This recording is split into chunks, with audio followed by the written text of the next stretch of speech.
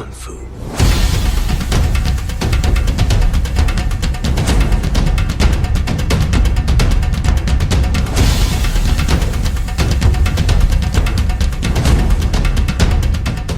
Hello everybody, welcome to the Comic and Movie Show. My name is Deshaun, and today I am here to give you an action classic in honor of the legendary Chuck Norris passing, who passed away on Friday, R.I.P.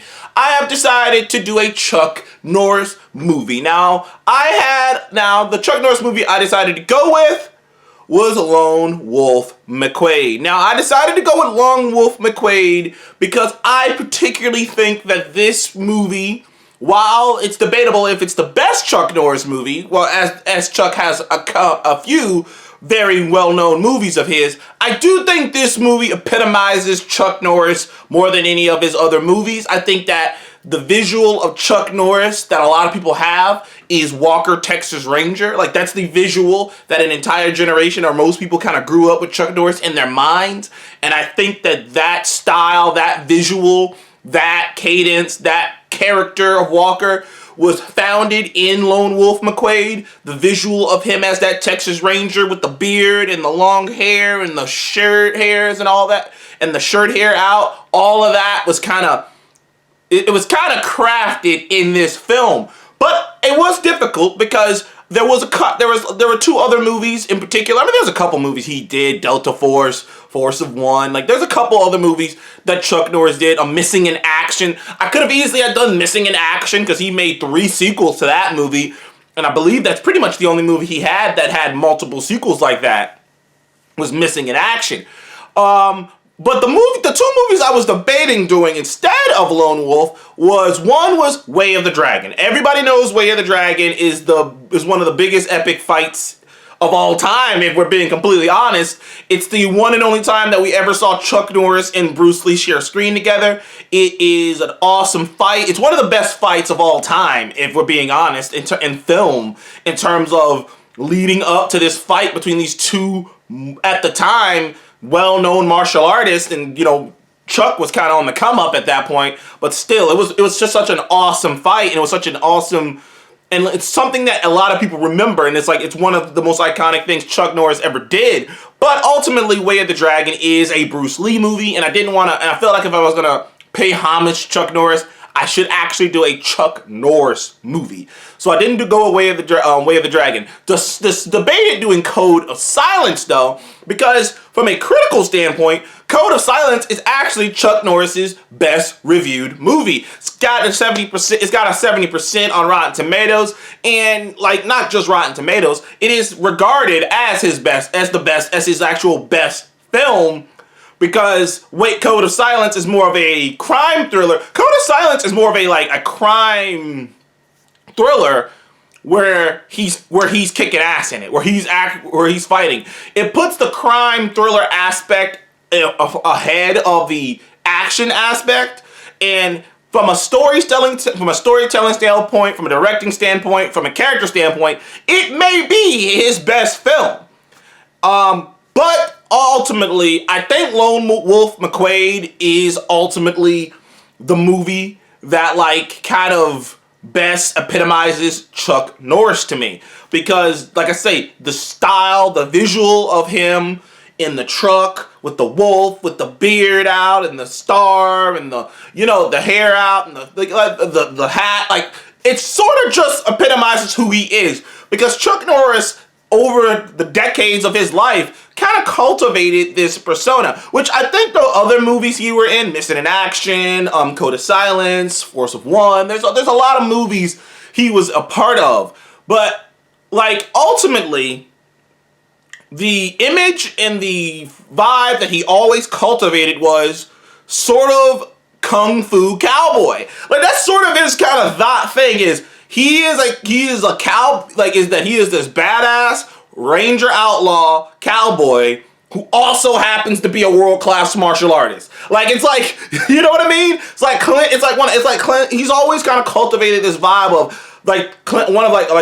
Clint Eastwood's Man of No Name, if he also knew martial arts. Like, that's sort of the vibe Chuck Norris has always sort of cultivated over the decades.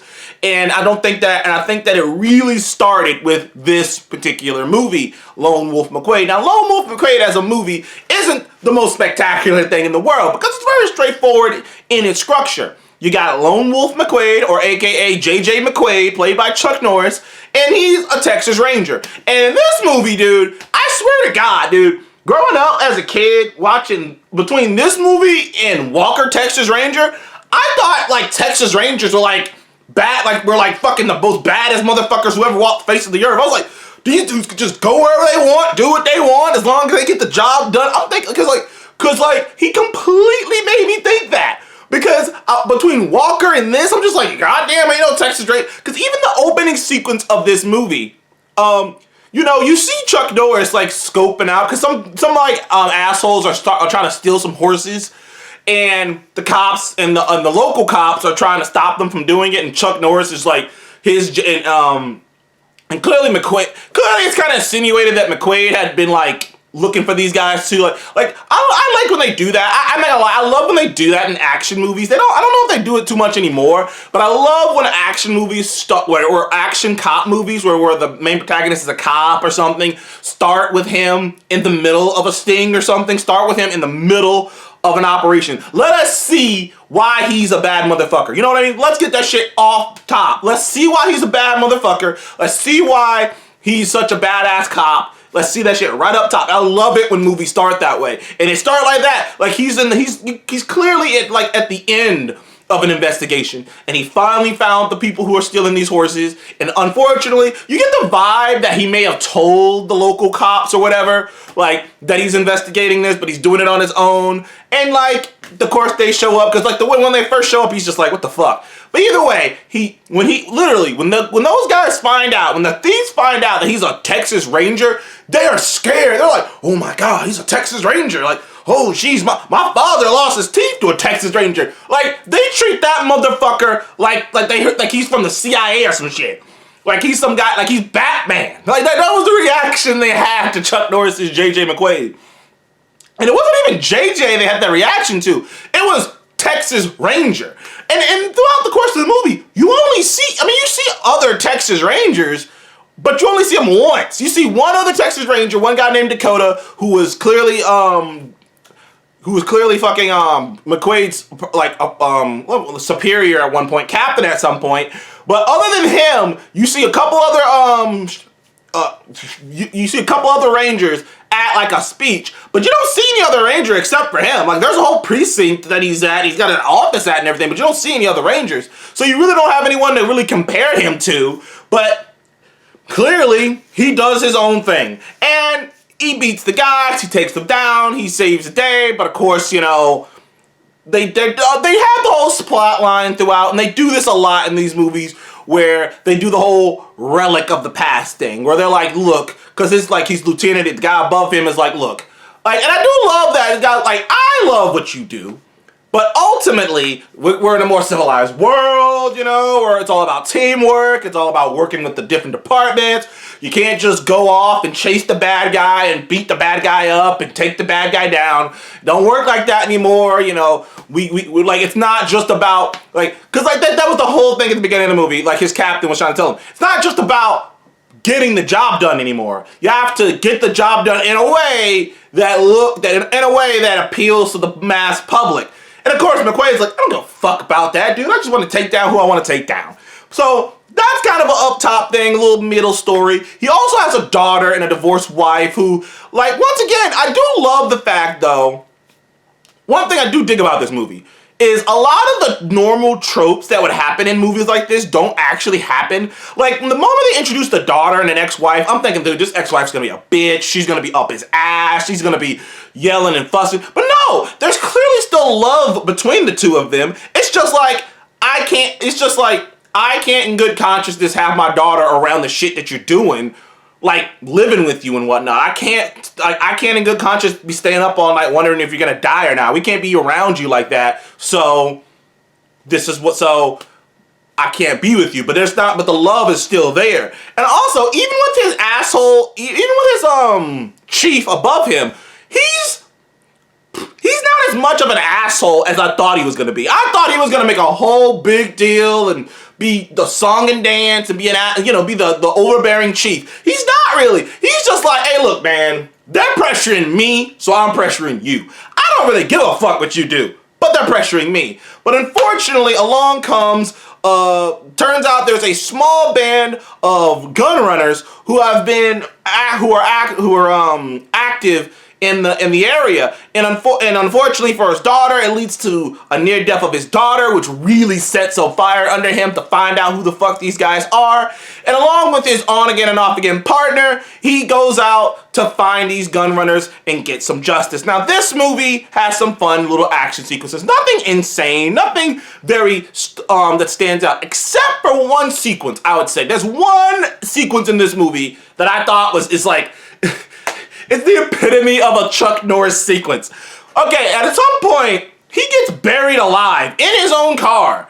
And they show at the beginning of the movie that his car has like some turbo button shit on it. I don't know what the fuck kind of NOS he got in his car, but it's got something crazy in it.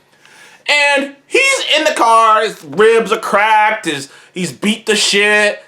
And while he's buried alive, barely losing air, he's not panicking. He just grabs a beer in his car, starts drinking the beer, pours the beer on himself, and then revs the engine up and launches himself out of the crowd. The whole sequence is ridiculous, but it's so Chuck fucking Norris. The whole sequence is hilarious, but it's fucking fun. The movie is a fun movie. It's nothing spectacular. They actually do a good job of setting up the fight sequence with him and the bad guy, who they establish right up top as well, can fight, and he's like a kung fu champion. So you know this is going to be a good fight near the end, and with him with the cracked ribs, you know the bad guy has an advantage. The only things that I disliked about this movie, there's just two, which is Chuck Norris plays this character, Lone Wolf McQuade, with such calm, but like also irritable. Like, it's weird. I know old people like that, who can be simultaneously like the calmest guy in the room or the calmest person, but at the same time you feel like something could set him off, and it's like, I don't know which one are you. Are you the guy who gets set off easily, or are you calm? And it's like they're both at the same time. It's always kind of bizarre to me.